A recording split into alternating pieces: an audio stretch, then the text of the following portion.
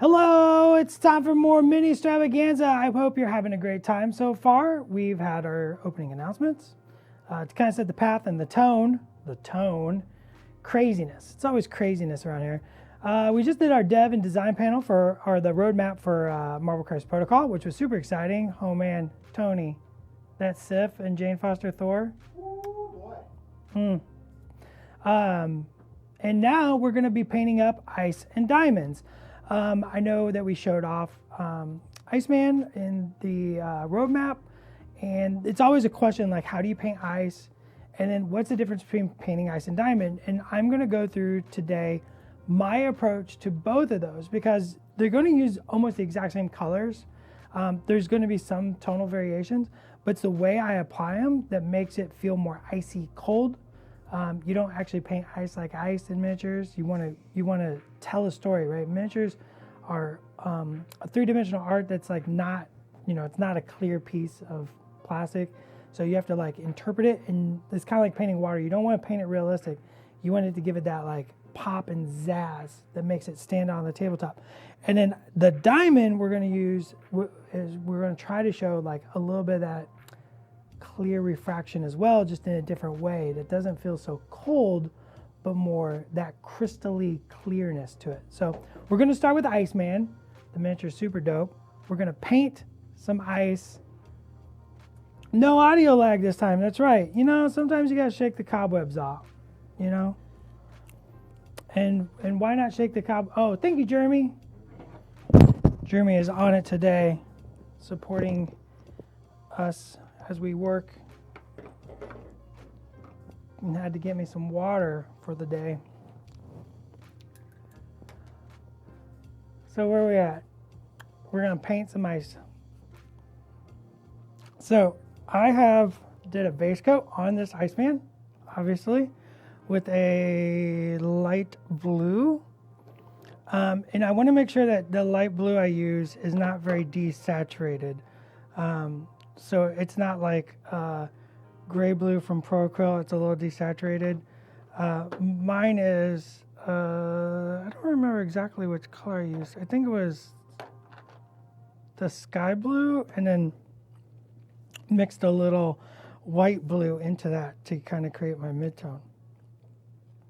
But the fun thing is getting a bunch of shadows in this with blues, turquoises, possibly some greens, and then we're going to highlight up to white.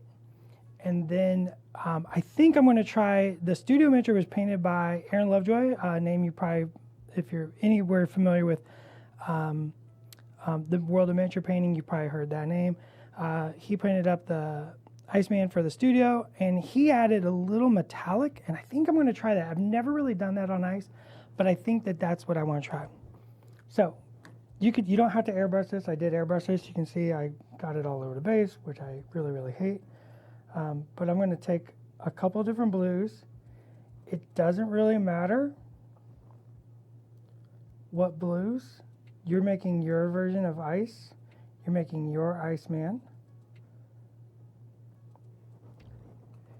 You just want something not desaturated and pretty punchy. So I'm going to start with a little bit of this. You're barely going to be able to see this because I want this airbrush to almost be not quite the highlight, but like right before the highlight color.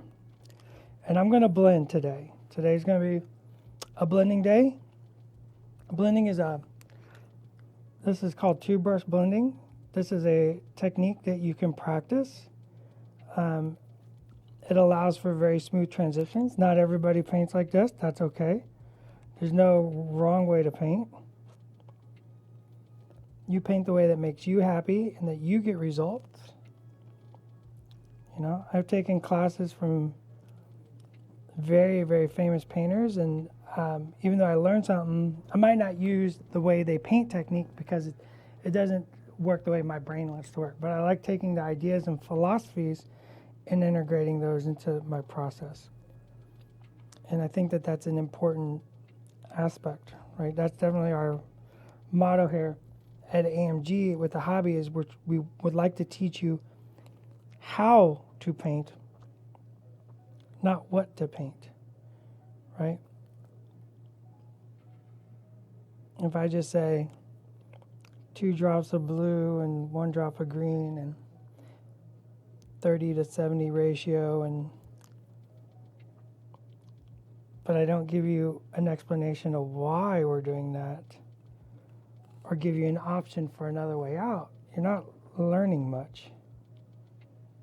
And I truly believe all of us can learn.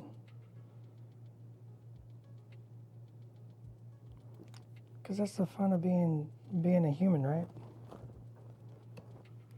Our ability to learn and adapt to new information and develop skills.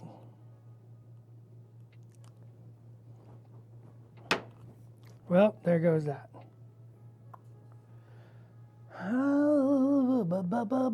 Iceman is crazy, holding out painting Emma because of this. Yeah. Shocked at how few videos exist showing ice and diamond. Yeah, there's not a lot of ice and diamond content. You know, it's interesting. You could do a wash on this, by the way, too. You know, this is just barely a little more blue. Just a little bit more blue, just a little more punchy. And I'm kind of putting it in the shadows, blending it out. So you could do this as a wash. That's an option.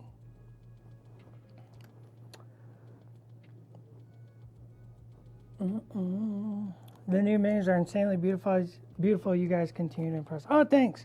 We continue to push. If you watched that last stream, you heard Marco talk about how in sculpting, you know, it's kind of like the joke is like, as soon as we're done sculpting something, Marco and I automatically hate it.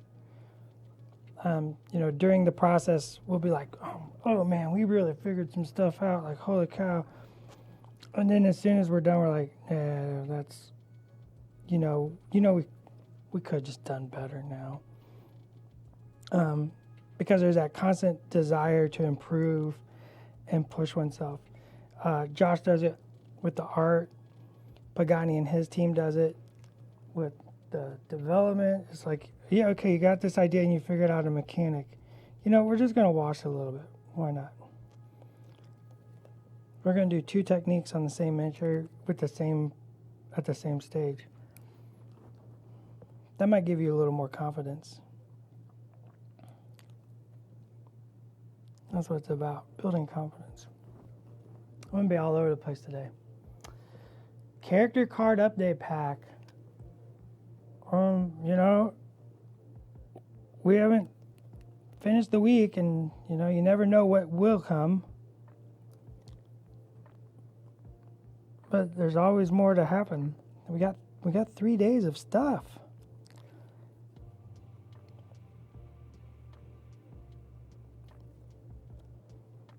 Patience is a virtue.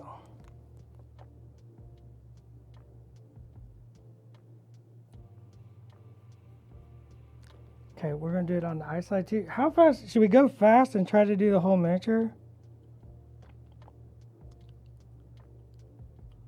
We're going to use this more of a wash on the ice slide.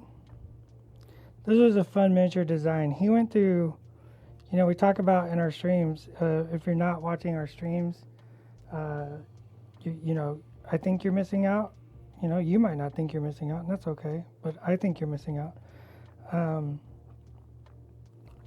We talk a lot about the design of the miniature that we might be working on during the hobby stream, and sometimes, you know, you just kind of get one pose and you just kind of nail it, and you're just like, that's the one, we're doing that. Iceman went through a couple iterations to get the slide the way we wanted it.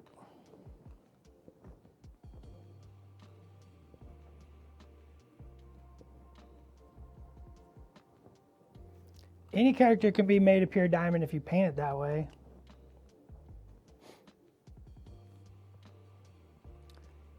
What brushes do you recommend? Well, Kolinsky sable brushes with gold handles that cost a fortune make me. Nothing will make you a pro painter.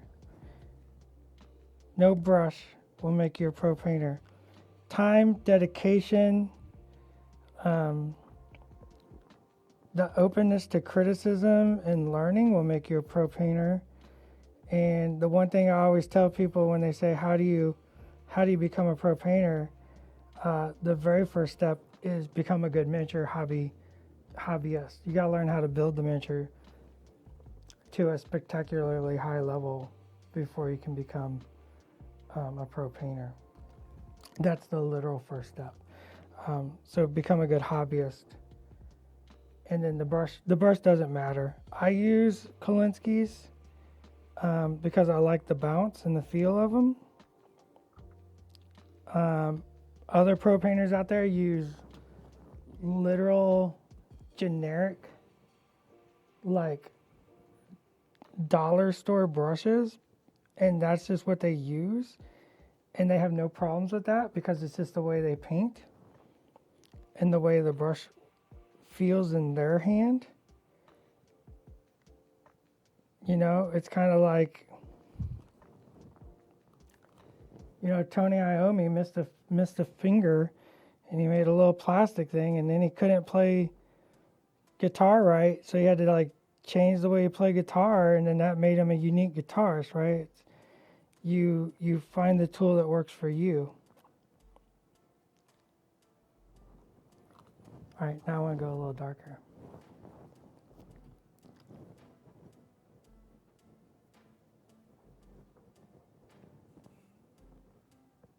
I think you can paint any miniature as a diamond. I think you really could. Let's put a little purple in this shade. A little darker blue.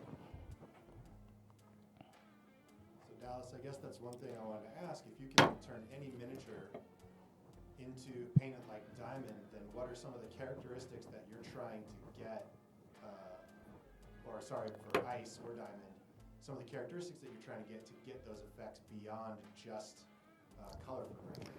Let's talk about it. How did Tony not? He has a mic. Is it not working? Tony, this thing is broke. It's like the day one, and I broke my pop mic thing. It's loose right here. You might want to hang on. I think I got it.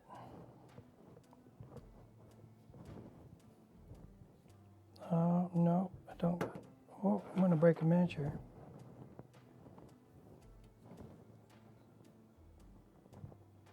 How's that look? That works. If you can slide the whole rig just a little to your right. Yeah. There we go.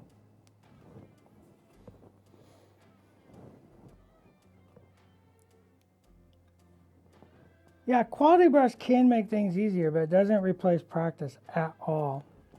Okay, so with ice, like, we have these hard facets on Iceman, but the reality is you could really just think about the way ice is going to reflect, which is what we're going to try to do here with our paint job. With the colors, the progression of the colors and all that, you can do something unique and kind of make any miniature. So think about where the highlights come in. Think about like a gem or a jewel. So we're going to put highlights in the shadows, and we're going to put super bright highlights in the upper quadrants. But we're going to get to that. So I don't think you need the hard angles, and you can make something feel diamondy or gem-like.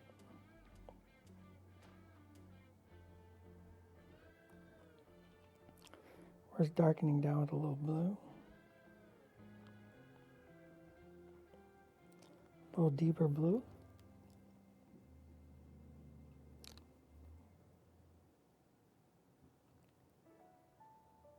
In between those fingers.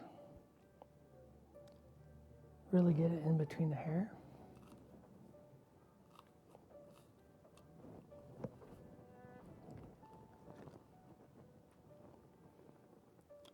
Yeah, it's to keep the miniature in focus. We need that little pop mic or pop filter to keep the miniature in focus. The camera can linger and start to focus on the backdrop. The backdrop is just anti-echo. Well, and the mic stands and light stands and all that stuff. You don't need to see all that stuff. That's nonsense. It's to keep the miniature in focus, and then I'm using a little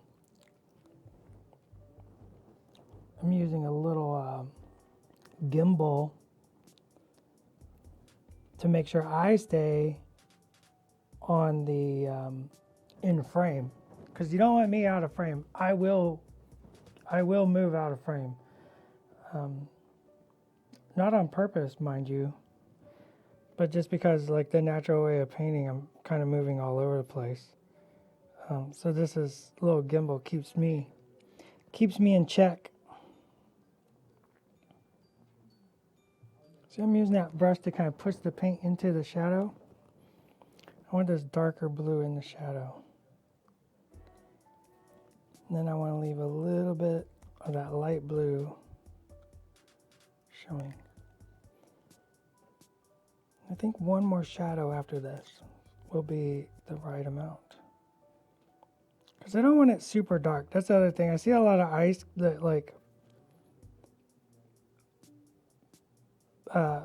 people will kind of shade down to the normal, quote, quote, normal amount of shading, and they're adding black, and they're really making the ice super, super dark, and that's not what I want. I want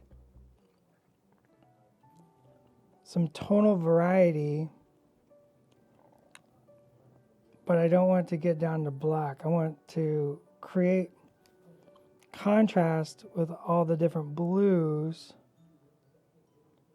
using saturation, and then focus on that super white highlight to like bring it all together.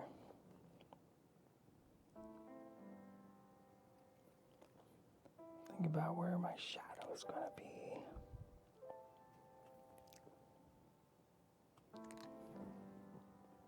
Right now this is just pure blue with a touch of teal.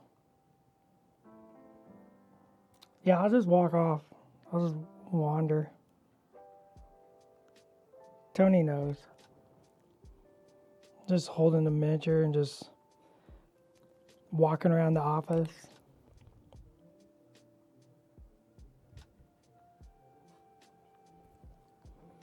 Like holding an Iceman and being like, yeah, if you could get those TPS reports to me by Tuesday.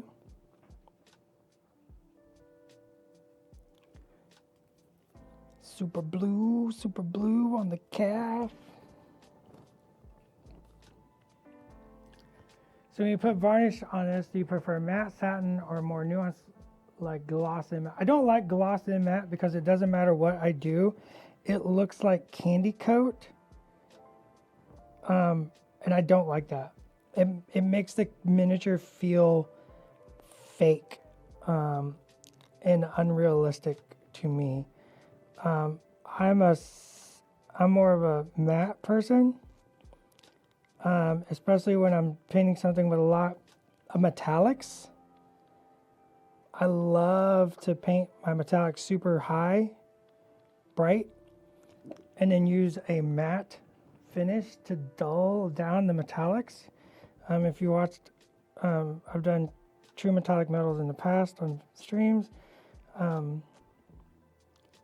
We did Ultron before and a Thanos.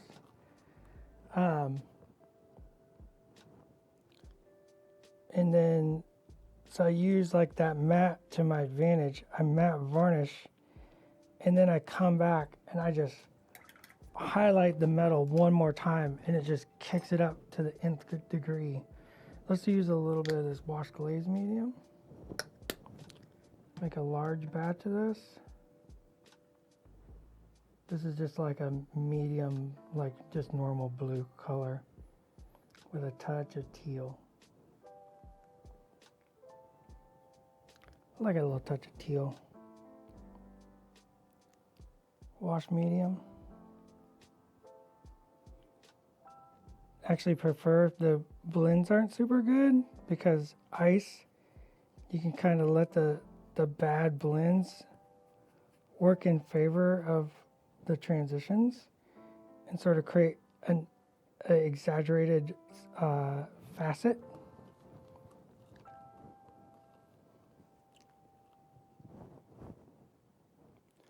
What exactly do you do here? Oh, got it. I thought someone was literally asking me, what exactly is your job, dude? I don't know. Tony, do you know what my job really is? I don't think Tony knows what my job really is.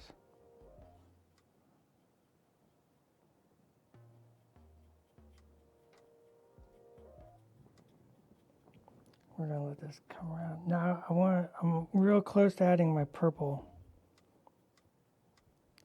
because I think the purple's really going to make it the thing. You do a gloss varnish for protection to knock it. I just still think it looks like candy, and I don't like it. I try to paint more realistic.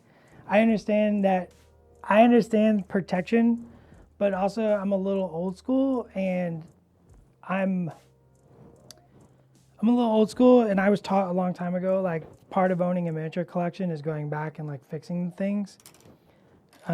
Tidying up chips and dings and, pops and damages. So I don't mind that aspect. They're also game pieces. They're not forever friends. I just have a different mentality always when it's come to miniatures, right? Like, I'm not afraid of them getting hurt.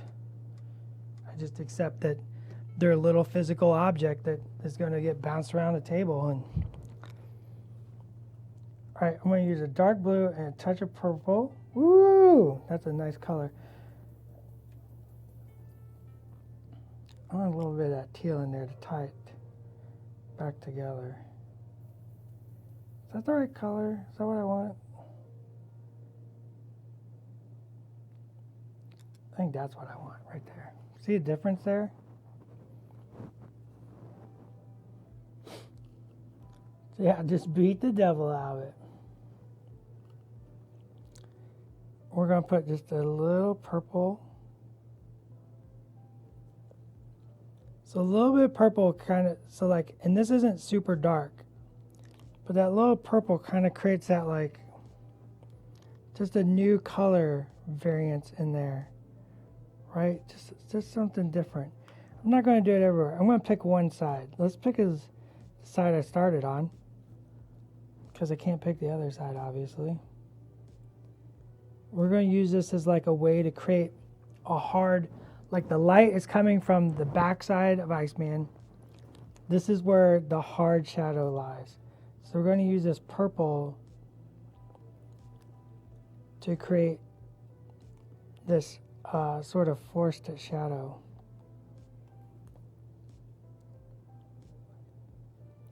We could do a little tiny bit under the pecs. I don't want it to get too out of control.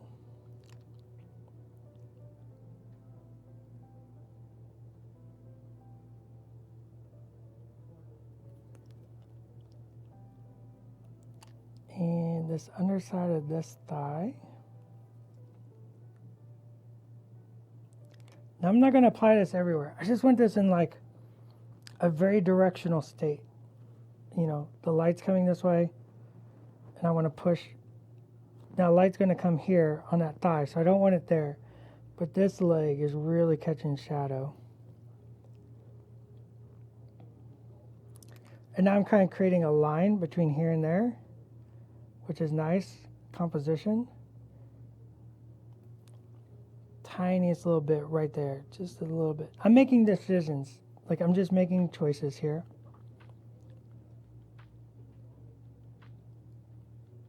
Maybe this armpit. Just thinking about stuff.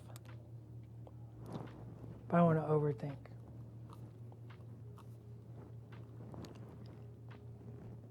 You need to come around this way, bring that shadow from this side.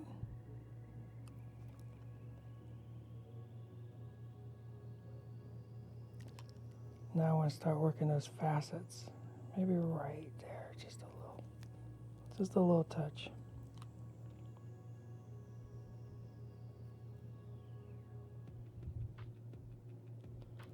Draw a couple little lines under things.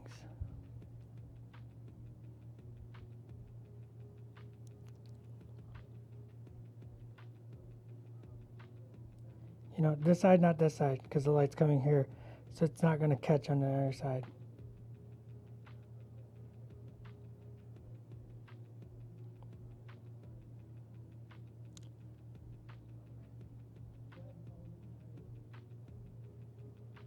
I love these little hair spikes.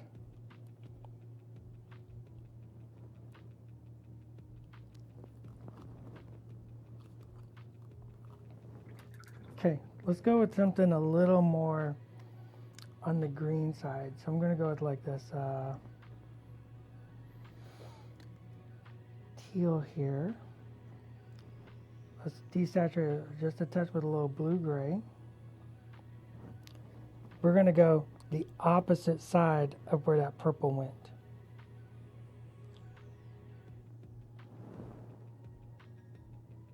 So where the purple didn't go,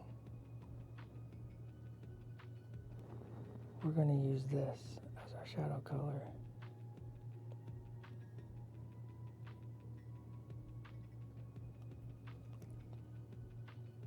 So now we're getting the idea of like light coming through, you know, different facets and acting differently. Tony, how are we doing on time?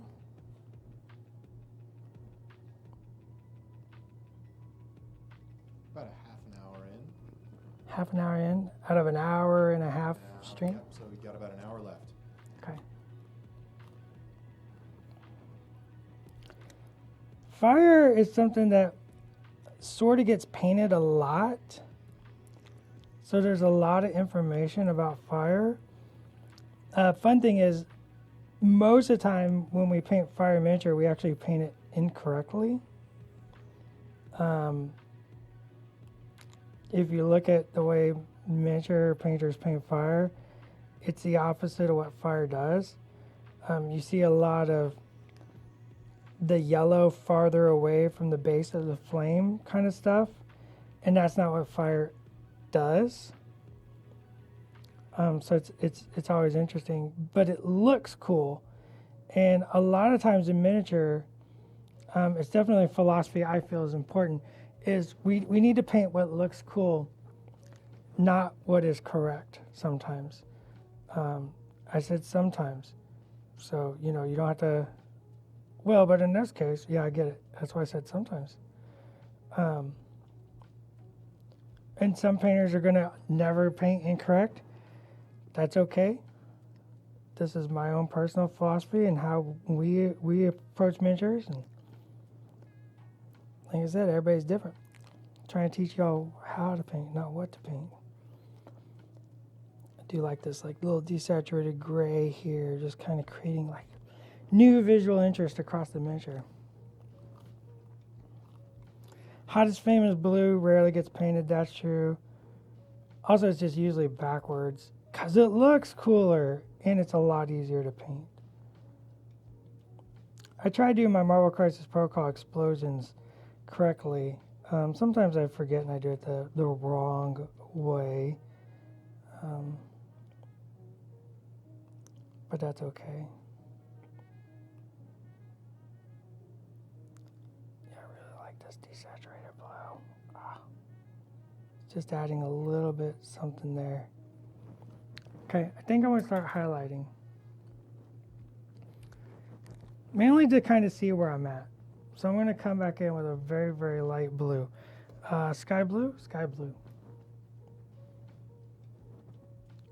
Let's do a little sky blue. Let's put some weird colors in here. You know what? We haven't done the weird color stuff. Let's do some weird color. Green oxide.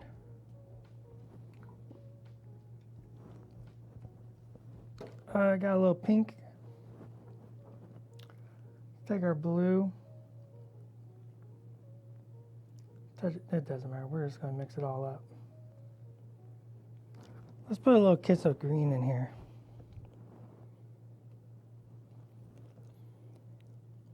So when you're thinking about ice and diamond, it is translucent. So you're going to see stuff through the material. And a lot of times in miniature, a good way to represent that is just adding a little color here and there. Just little beats of different colors just spackled in to kind of show that maybe there's something back there. Maybe there's a, tree, right? Because we're using a little green. And his ice is reflecting and catching that little bit of tree or something. So we don't want to overdo it, obviously. We just want some visual interest.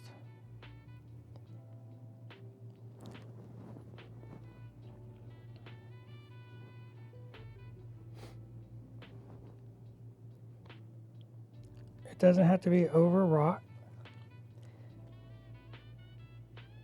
I'm going to put a little down here, but really what I want to do to the base, I think I really want to touch it. Once I get the base, get closer to the base, I want to put a little bit of my concrete grays into the ice. I think that'll be nice and interesting.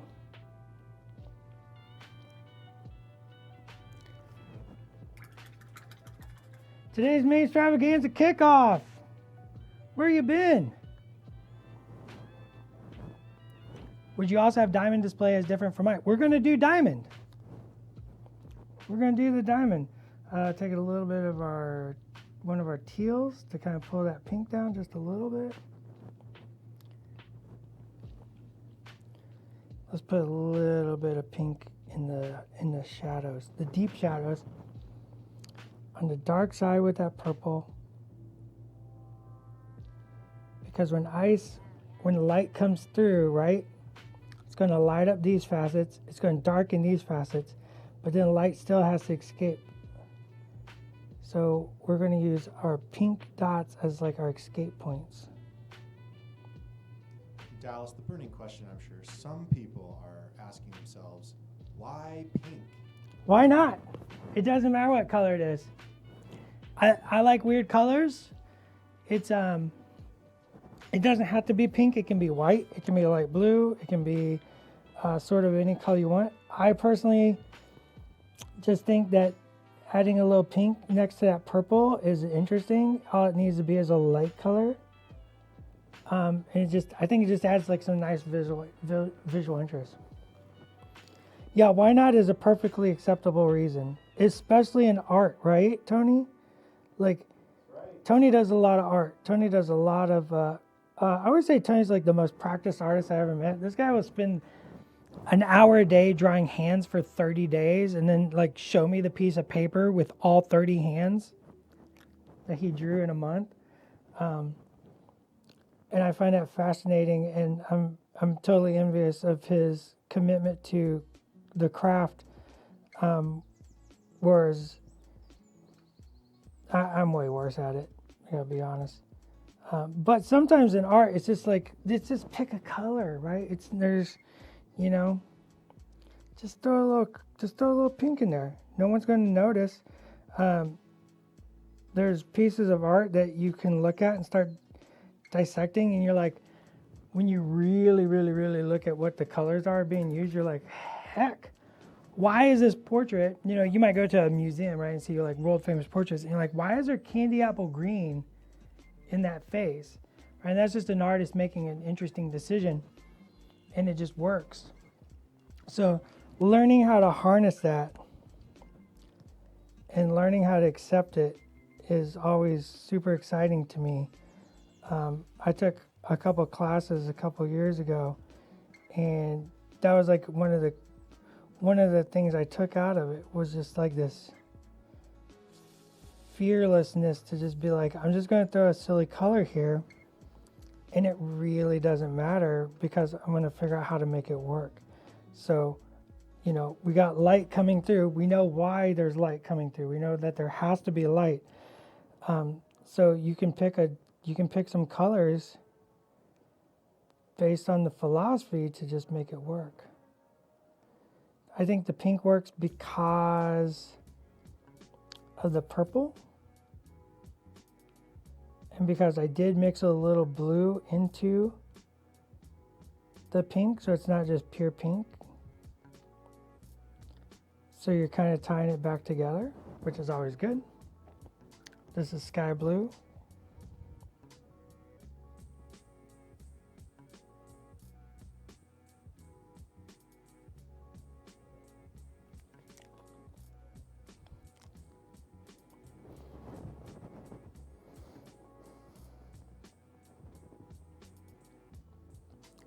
We're gonna start building up our highlights.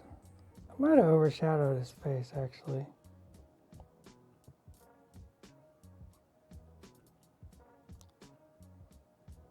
Feels like a British rock star right now.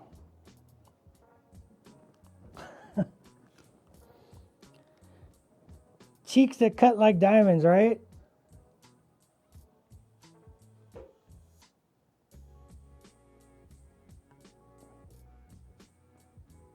Yeah, it's nice blue. And I'm kind of keeping all my shapes, all my highlights here, sort of geometric. And just making sure I accentuate those facets.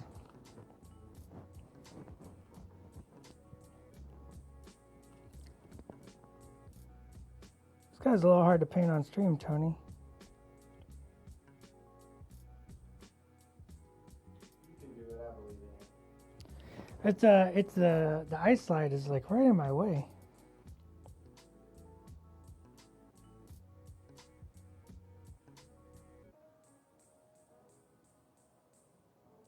Just kind of looking at the shapes that the miniature has.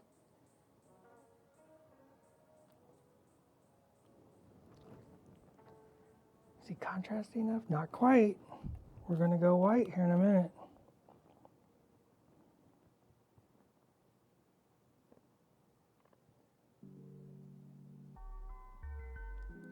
I don't think I replaced my brush since the last time I was complaining about my crappy brush.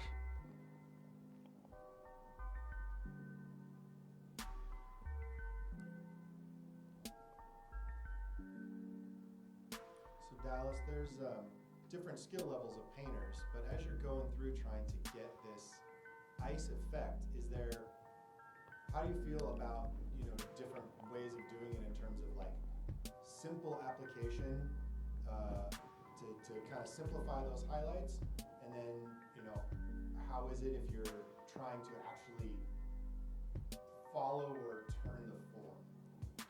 So I think this Iceman has been designed quite well in the fact that it can facilitate multiple different painting philosophies.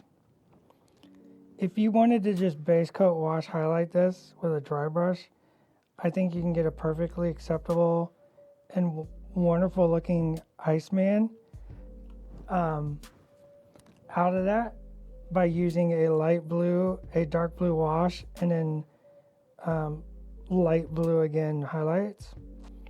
I don't think there's anything wrong with that. I think that that's a personal choice and totally acceptable and will work with this miniature. For me, I want to push it a little bit more. I'm not trying to paint this for a studio, but I want to show that, just a little thought and practice, you can make some really nice looking ice. And I think that this miniature really allows that. I think that this miniature would allow a painter to really go crazy on something like a worthy entry. What?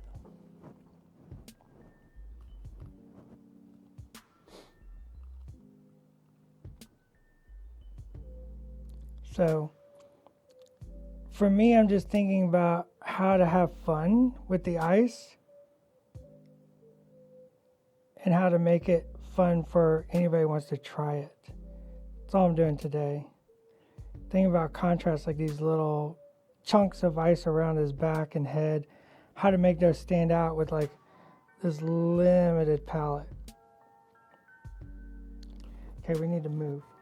I'm going to add some white. This is like the bull or the heavy body white.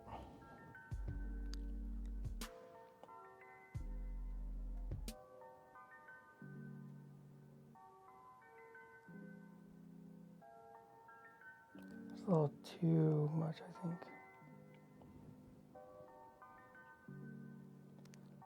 You could really just do a base coat, simple wash technique on this miniature, I think, and just really get a good miniature painted in a very short time.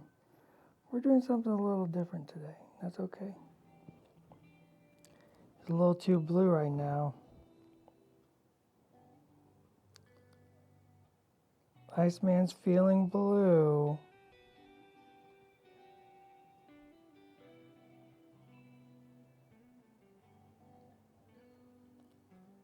So I think I like sort of this feather. Like drawing little lines.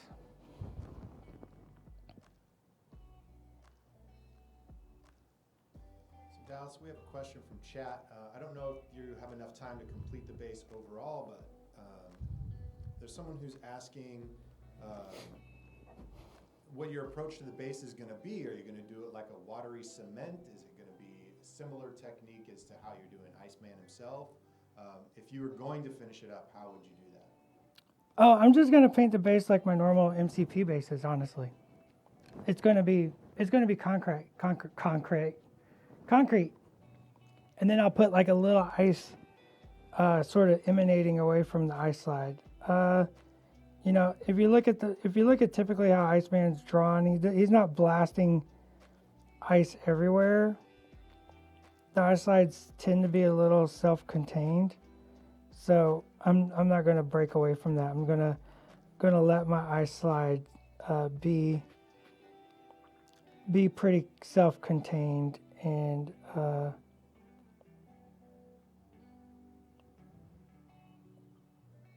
I'll just have concrete, and then that ties it back to the rest of my collection. Makes it feel good next to everybody else. All those kind of wonderful things we talk about on how to tie your miniatures together.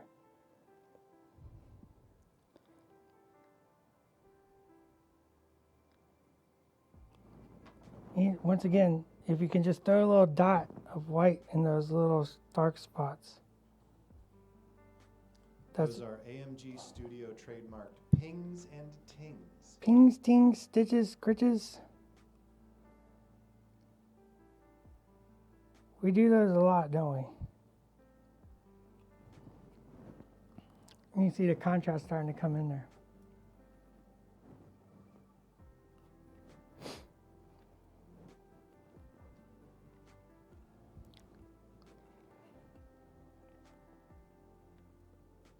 So the studio one is really pushed to white, like boldly. I think we're going to build there. It might not be finished today though,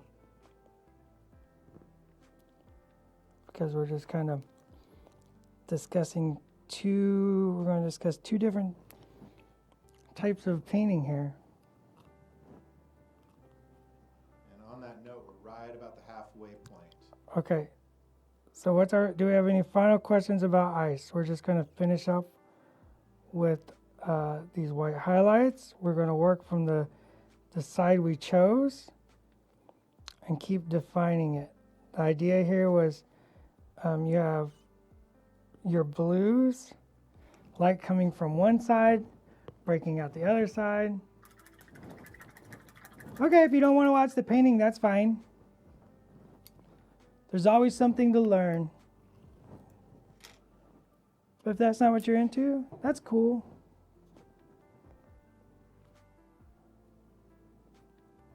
We accept everybody. So we're going to take the same ideas here. Am I in frame? You're good. We're going to do the same thing. Now this Emma Frost obviously does not have a cape. The cape was sort of in the way when I started thinking about doing a tutorial about this. And I really wanted to have a way to get around the miniature for the painting. I've already painted Emma Frost once. So I left the cape off, cleaned it up, used a little putty. And now this is going to be a little different. So see how blue we were here and we're going to keep building it up to white. We're not going to go anywhere near that at all. We're going to go, everything is going to be super, super light on this. I've started out with a light gray color. I need to, and what I'm going to do is think about all these little facets. I'm going to use like this icy gray blue. It's a little bit of white blue, and my gray color.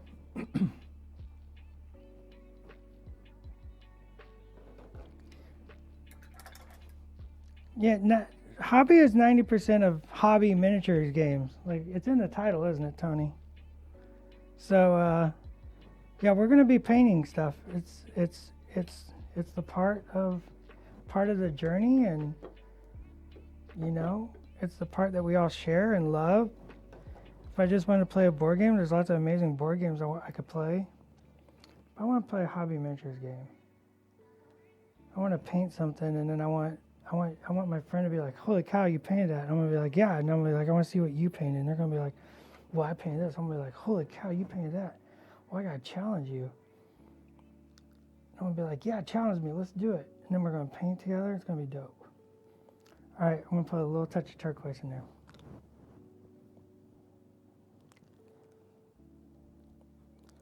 So what we're gonna do, we're gonna pick a spot. We're gonna pick a facet.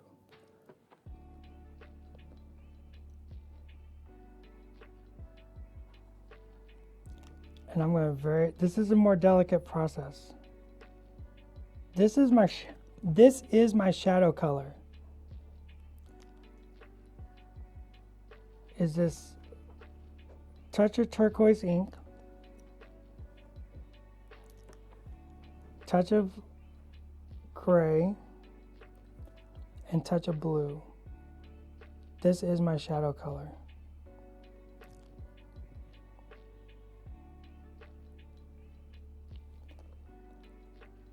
Everything about this will be color, not necessarily light to dark. We want to focus.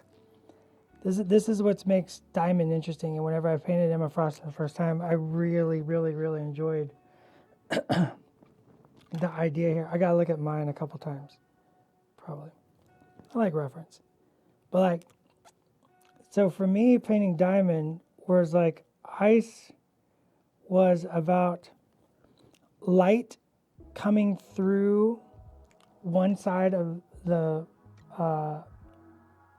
structure of Ice, and emanating out the other. For me, Diamond became this interesting discussion of light just emanating from every facet. And so how can I make everything bold and bright, but still have the contrast I want? So I really, really enjoyed the challenge of painting this. Once again, this is a little more advanced philosophy-wise than like wash, dry brush. But I think you can still do this if you just painted Emma like a pure white and did a couple glazes of different colors. I think you'll get a lot of the same sort of effect. We're going to be a little more delicate, a little more precise, and see what we can do today. I'm also going to throw on my Dallas hat and say that just because a technique is advanced doesn't mean that you shouldn't try it whatever your skill level, because just attempting it regardless of where you're at is going to help you with your art. Yeah, it's interesting, right? It's like painted miniatures do roll better. Also, painted miniatures, that's like the fun of it. It's in the title. Hobby miniatures. I'm so confounded by this discussion. Hobby miniatures game. You know what you signed up for. It's like, I would like a cola, and they give you an iced tea. And you're like, well, wait a minute. That makes sense. You asked for a cola. But if you ask for a cola and I give you a cola, you got what you came for.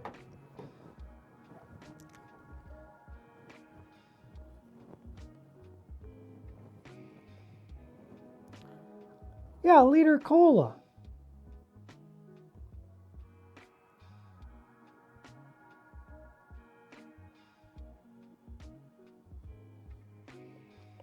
Fun fact, kids, we're painting miniatures. Buckle up. All right, so I got some teal in there. So what's the next color I want to add? Let's do a little green. Let's bring a little green into that. And I'm not talking like sort of green. I'm talking about like green here. So we're going to use our light blue. And this light blue is like the glue that holds the whole philosophy together.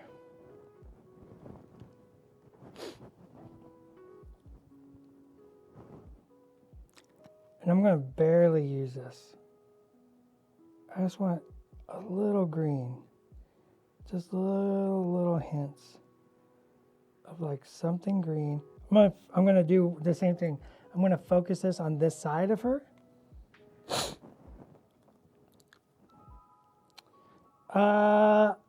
Bulldoze Prime Dallas, how different is it painting in a tight time constraint for stream as opposed to something for your shelf or product? Oh, it's totally different. Let me tell you.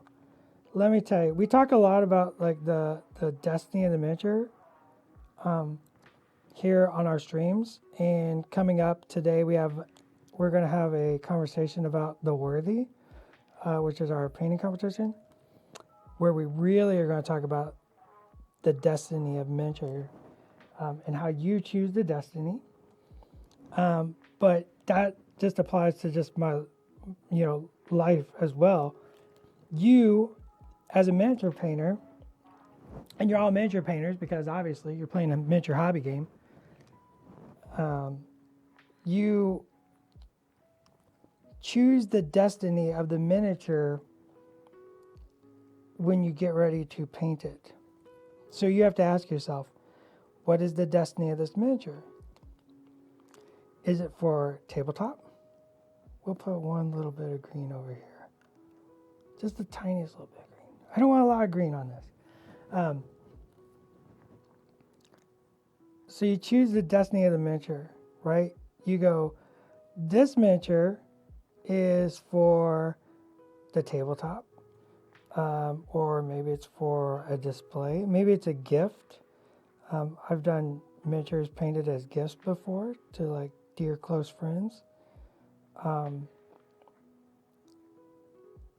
I think you have something from me. I can't remember. I've got stuff from you. Yeah, you got stuff from me.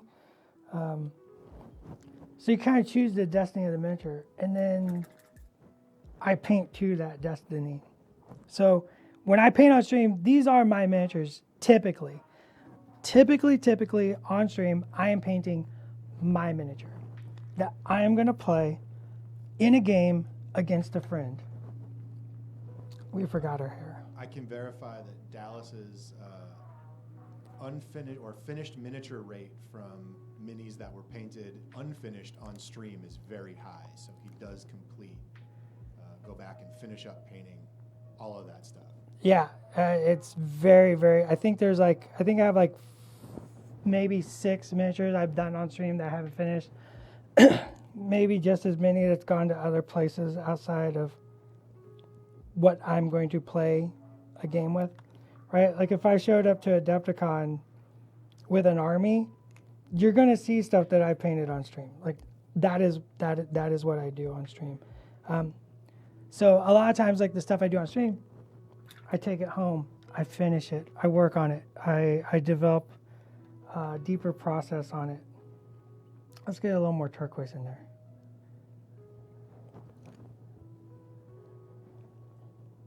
We're going to go on the back side of this. If I rarely paint for a box anymore, but painting for a box is a totally different mentality. Let me tell you, that is days worth of work. I think the longest I've ever spent on a single miniature for a box is 5 days. That's 5 work days. That's 8-hour days. So if I'm painting something like for the Worthy, that can take months. Literal months. So it all depends on the destiny of the miniature. The destiny of this Emma Frost is, first off, the first part of the destiny is to teach you. The second part is to finish later and put it on the table, even though I already have a painted Emma Frost in diamond form. Now I got 2 painted Emma Frost in diamond form, and I can choose which one I want to use. Just like why I have like 3 Wolverines painted. I don't know which costume I want to play at any given moment. That's very unfair to think that I need to choose immediately. Who knows? All right, we're keeping this all very light. Oh, I need a drink. Don't show it on camera. Woo!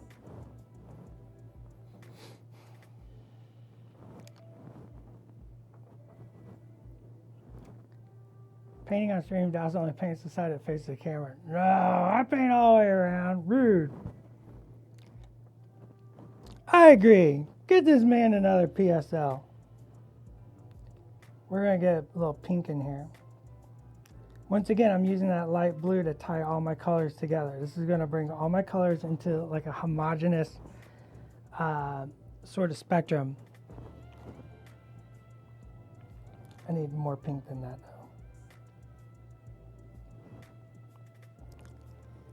So we're going to choose places like maybe on the highlight side, just a touch.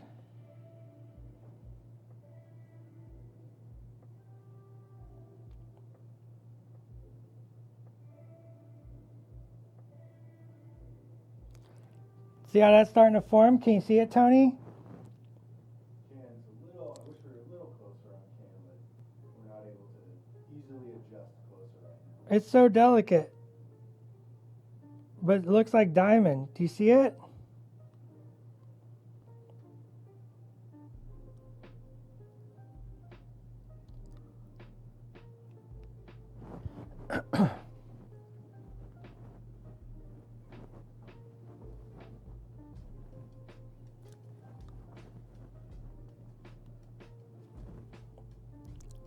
Get it right up here on her forehead.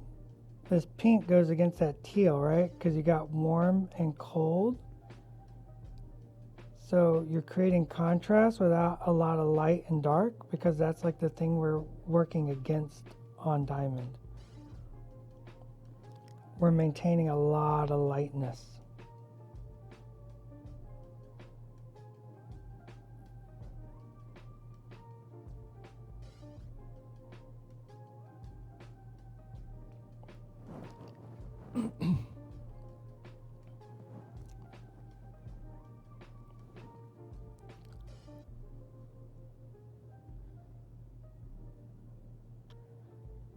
If I ever have something to announce, it'll be at the announcement.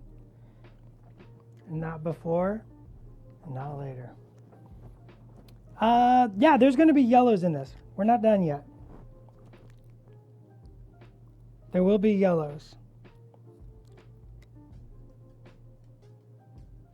Little facet right there at the bend. Maybe blend that one out just a touch. I do like that question. Thank you. A little bit of yellow and diamonds. We're going to get there. I just wanted to get a little pink in there because I know I'm thinking about painting on camera for you guys. So I'm thinking about how to make sure you can see stuff, especially when we do very subtle things like this. This is a very subtle paint job. It reads very well once you get all the aspects painted, but it will be a little subtle in the start. So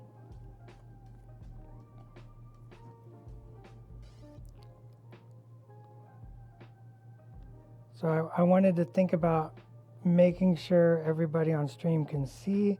So by putting that little pink in there against that teal, I was hoping that the color was going to read a little bit.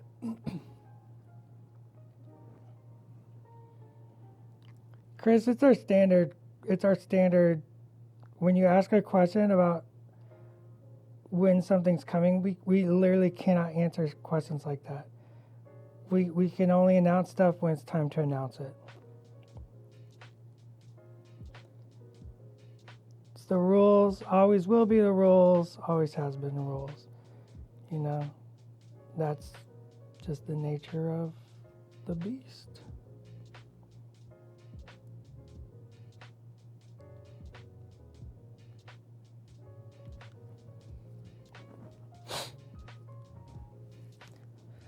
I think of the rescuers and that big diamond they have in it. Yeah, that diamond, yeah. I think of diamonds like prisms as well. I mean, diamonds are prisms, but think about how prisms work.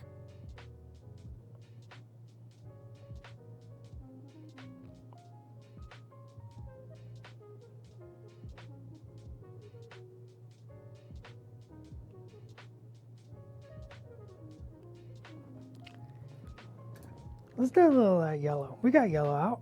I picked all my colors. This is transparent yellow. I'm using a lot of transparents for these two because I want that nice thin down pigment to work with. Let's bring back some of that blue into that yellow. Gotta make sure it doesn't get too green though.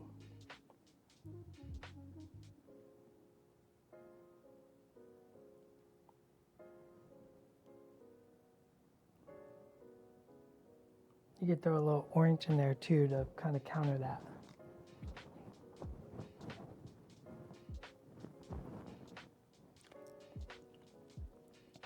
The worthy is, you should look at the full title of the worthy and you'll answer your question. But the worthy is a Marvel Crisis Protocol painting competition.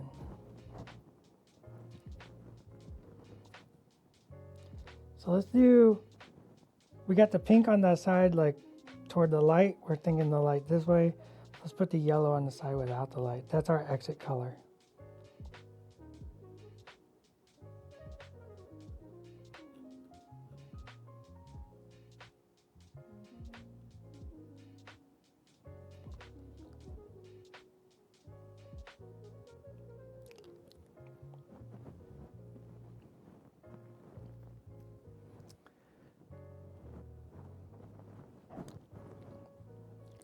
Yeah, the worthy was actually announced way back in 2019.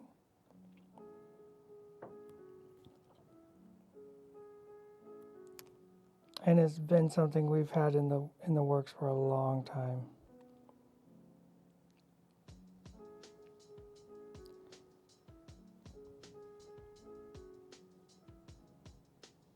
Now you could use this bright yellow as like the shadow to the dark side of the miniature, because then it shows light kind of emanating and bursting forth.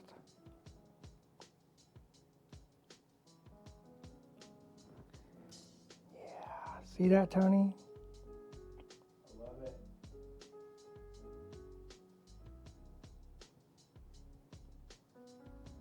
Can you give us just a little detail on how you're making your choices and where to place that color?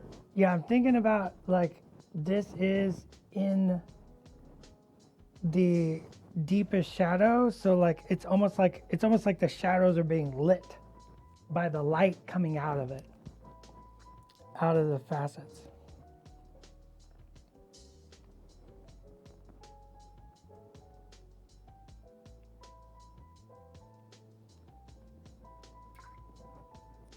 What other colors do we want in this?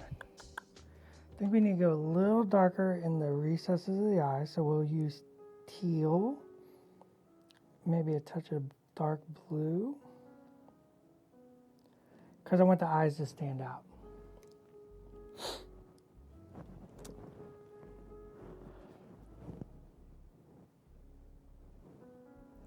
The Worthy was such a great experience. Can't wait for tonight's discussion. Yeah, I'm excited.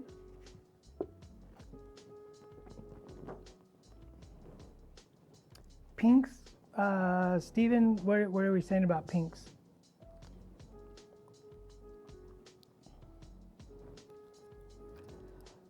Still a little dark right around those eyes.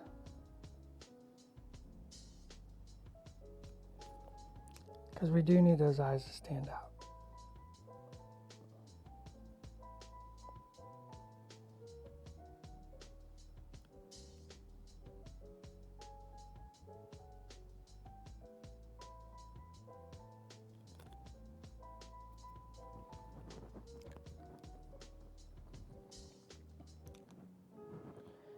Why is she not on the Hellfire Club base?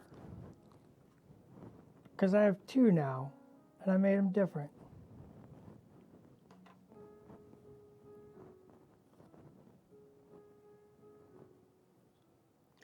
Pink, blues, and yellows for chromatic stuff. Yeah. Uh-oh. Seeker missed feedback. That makes me very sad. The feedback is the important part of the Worthy.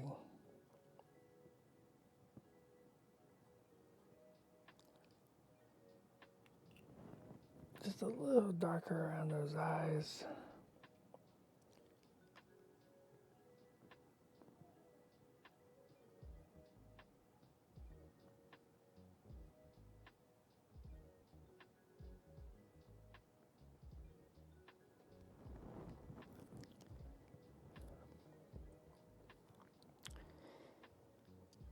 Yeah, the bases, there's an old miniature hobby adage. Faces and bases, right? You paint the face good, you make an excellent base, and those are key components to a great looking miniature. And a very simple way of making your miniature stand out is by hobbying the base. Sometimes I hobby up my Marvel Crisis Protocol bases or my Shatterpoint bases. It makes them unique. It makes them my own. We do, like it's very easy to take a Crisis Protocol street base and make it a space base or a Wakanda, plains base. Like the bases are effectively blank. So I think it's very important to remember that you can get in there and you can just cover all that detail with a little ballast and a little glue and a little flock, and you can make the base unique. Makes your miniature stand out on a tabletop. Makes it easily identifiable as your miniature. Let's do a little purple.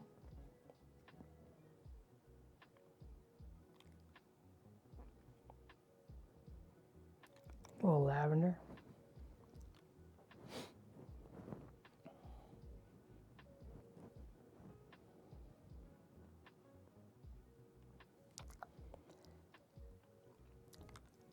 And I think I want this very simple, not a lot of this lavender because I don't want it to look too Eastery.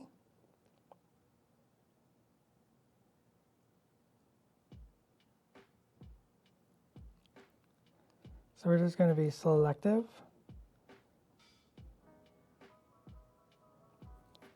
About the placements.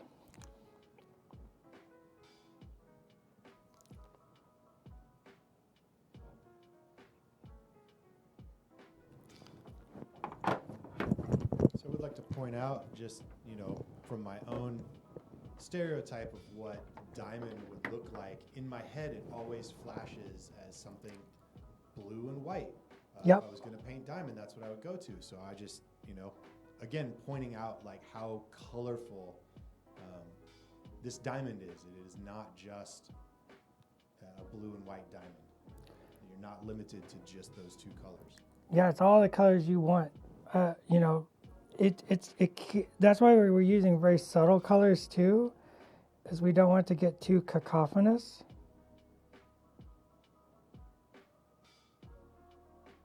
Because it could become garish. So like making sure we don't get garish with it is important. So I'm trying to maintain like everything is a very subtle, soft version, and being a little meticulous in my placements. And we're going to kick it to white here in a minute. We're going to really punch it up. But now I'm just 15 minutes left for you to do that. Oh gosh. All right, we got 15 minutes left. I need your questions. Talk to me. Let me hear your questions. I'm going to go pure white. And yes, this is pure white. This is bold. What's it called? Heavy titanium white. I fear not contrast.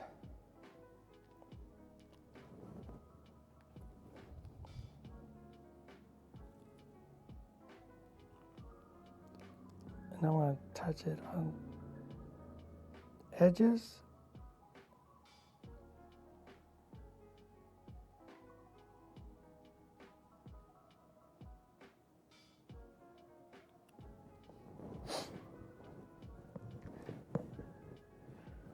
It's interesting when looking at diamonds, sometimes the primary colors will shine through depending on light. Yep.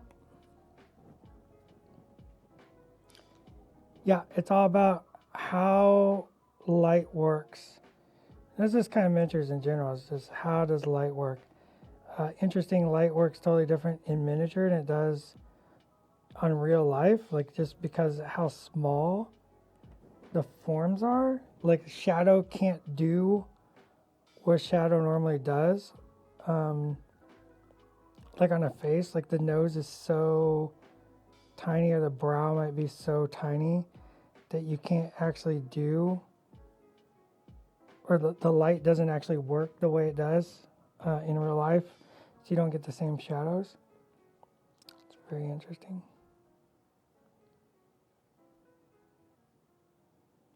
The hardest color, I think a lot of people think yellow, but I think we've dispelled that on our streams.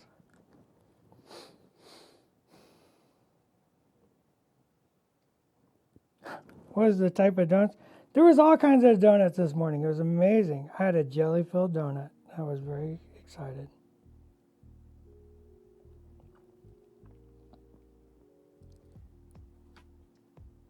Striker actually brings up a very interesting question, Dallas. Since you already have a painted Emma Frost with the white outfit, have you given any thought to how you're going to finish off this Emma Frost's outfit? I'll leave that up to chat. Chat, should this Emma Frost be done in the black outfit? Since I already have white outfit Emma Frost.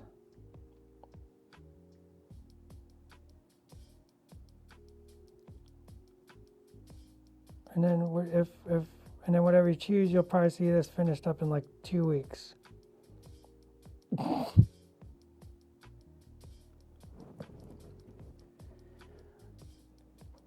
How do we bring up the schedule? Tell me, how do you bring up the schedule? That's a very good question. I don't know if we have any mods that can post the schedule. Maybe I can figure it out in the meantime. The link is right up at the top of the chat, right? I think.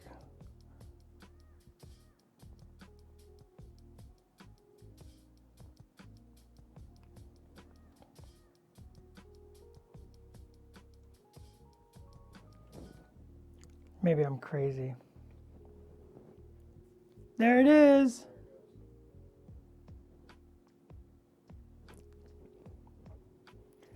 You never know what character we might do.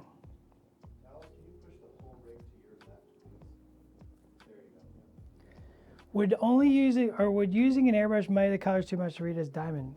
I can't answer that. I don't know how good you are at airbrushing. There are definitely people in the world that I would be like, they can paint this with an airbrush. That person is not me.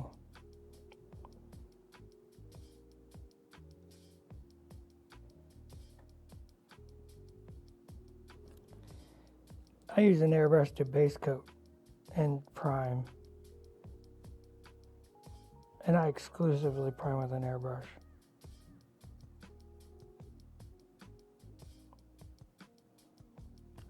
So yeah, hopefully I get to finish this in the next couple weeks. And then I'll post both of them up as I finish them. Probably in our Facebook groups. So you should, if you are interested, keep an eye out.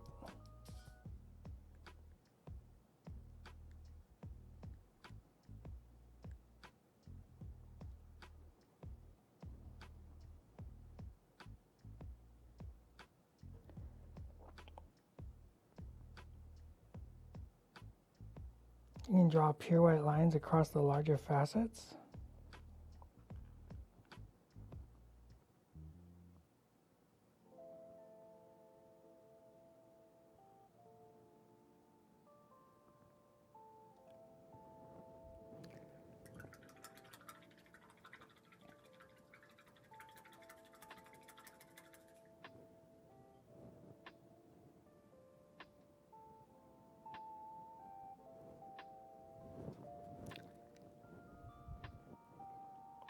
I think we need a little more of that. What color?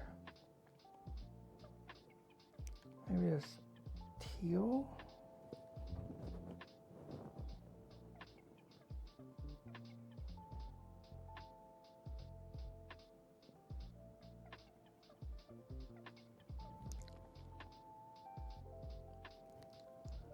Kind of lost some shape there. You could do the base in diamond colors. That'd be pretty cool, actually.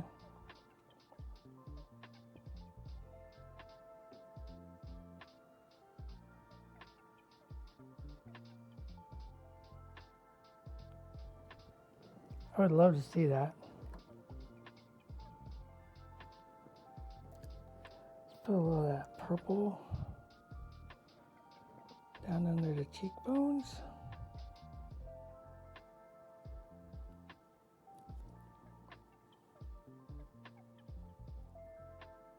Somebody's coming in.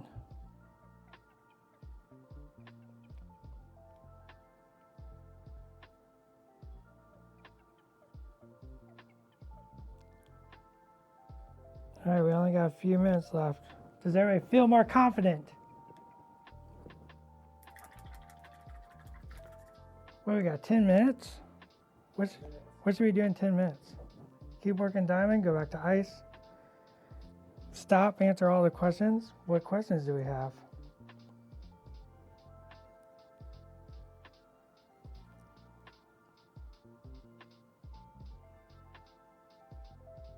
I mean, next thing we have is lunch, so, you know, if I go over. So I have a question, Dallas. If I wanted to paint Iceman all icy, but I wanted to do it in a different color, like red ice. Red ice? What does that even look like, Tony? That's a good question. That's why I'm asking you. How would we do red ice? I feel like red ice is like an AC/DC song. You know what I mean? This is like I could just hear a made up AC/DC song called Red Ice. You're gonna spill the red ice. Bam, ba, bam, ba, bam, ba, bam, bam, bam, ba, bam.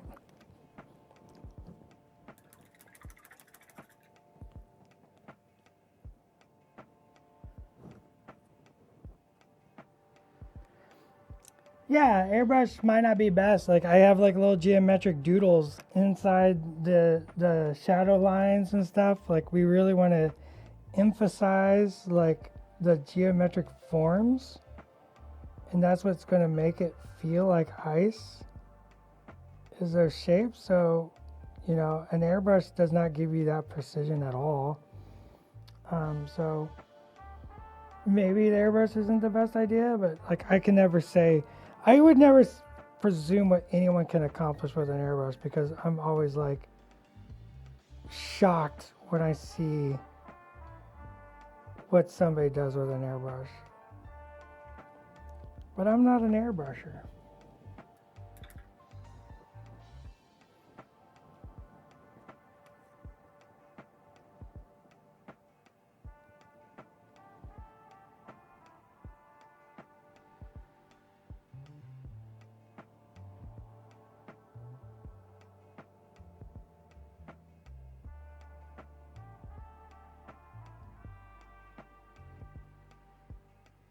Here's a question for you, Dallas.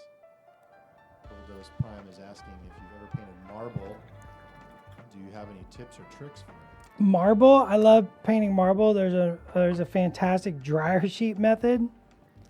If you're not familiar, you should look up where you actually stretch a dryer sheet out and use airbrushes. There's your airbrush stuff. It goes a long, long way. It looks really, really awesome. So I really find that to be super cool.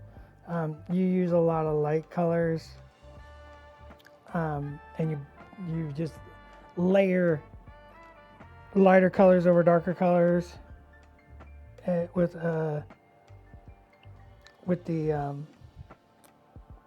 dryer sheet.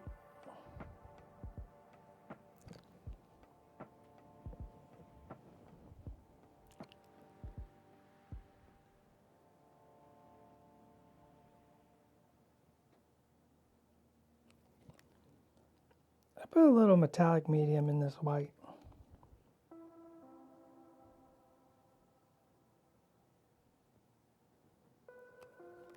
See, I focused on the blues here. And the diamond, it was all about those light, subtle colors. And a lot of them.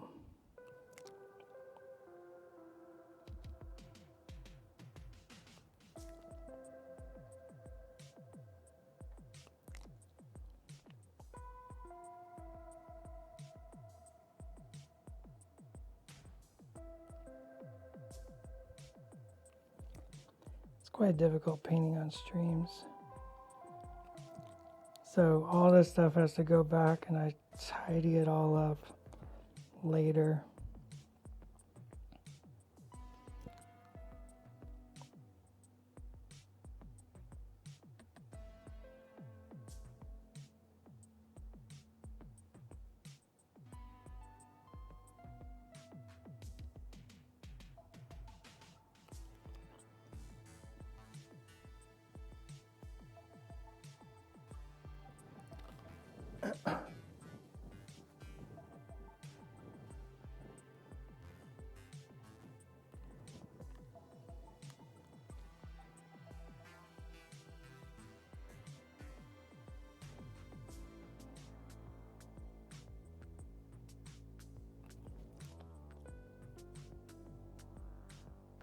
Don't worry, I'll post them up.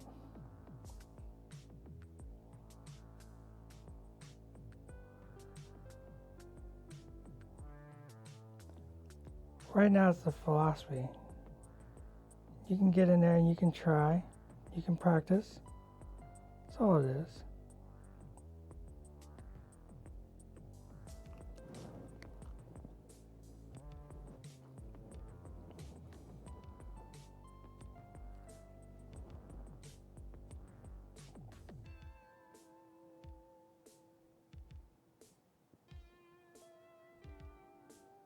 Okay, we got just about 5 minutes. 5 minutes left, but Iceman's just now starting to come together.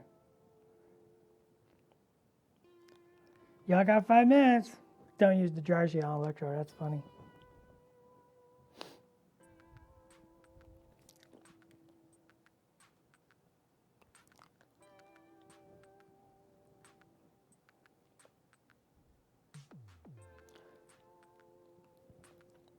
Tony, do you have the schedule? So next we got lunch, right? Yes, we are taking a break next. Okay. And then what's the next stream after lunch? We will be back in this studio with Star Wars Shatterpoint assembling elevated elevations at 1:30. Holy cow, that's me again.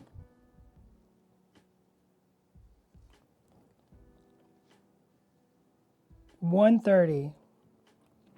We're going to take a little break. We're going to go grab some lunch.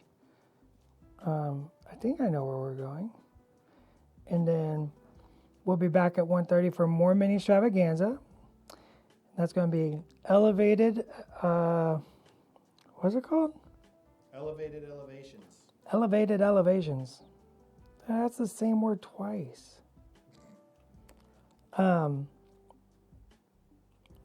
And I'm going to go over how I customized, or how I'm going to customize some terrain for Shatterpoint. And obviously those lessons will be good for really any, Marvel Crisis Protocol terrain or anything. So hopefully you join in and watch what I do with that, because it's going to be wild, because I don't really know what I'm building. I literally just have a pile of buildings, and I'm going to start cobbling stuff together.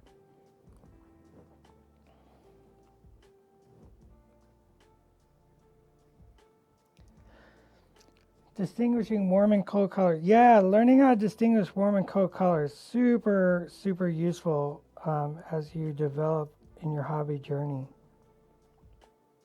And that's all we really want to help with. It's just, help people define and discover their hobby journey and give them the tools they need to get to where they want. Maybe you just want to be a good, solid tabletop painter. That's great. Maybe you want to be the next studio painter.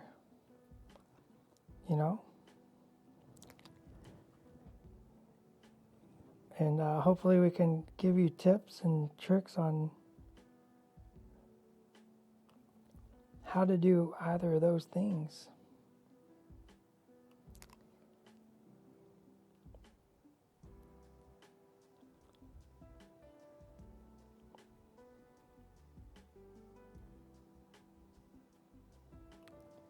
Next class, how to spill a bottle of paint and not post a picture of it on Facebook.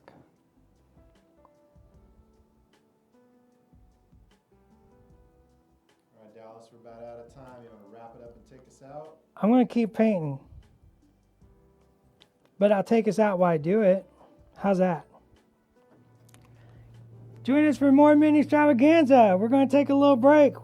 1:30, correct? Correct. Join us back here on Twitch for Elevated Elevations. And until then, we'll see you later. We'll talk to you later.